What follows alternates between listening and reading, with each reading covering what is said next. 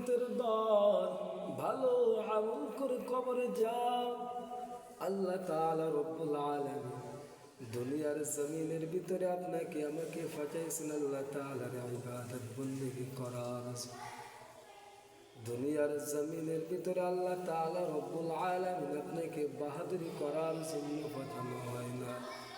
আল্লাহ তাআলা রব্বুল আলামিন আপনাকে আমাকে পাঠাইছেন আল্লাহ তাআলার ইবাদত করার জন্য। আল্লাহ তাআলা রব্বুল আলামিন বলছেন, ওয়ামা খালাকতুল জিন্না ওয়াল ইনসা ইল্লা লিয়াবুদুন।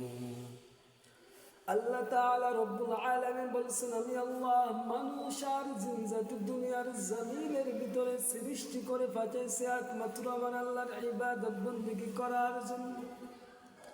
এ নবীর উম্মতের দল, কিন্তু আমরা আজকেরা দুনিয়ার জমিনে আসার পর আমরা দুনিয়ার পাগল হয়ে গেছি।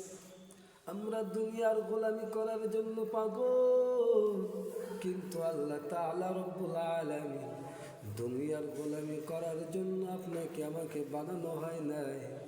আপনাকে আমাকে বানিয়েছেন আল্লাহ তাআলার ইবাদত করার জন্য।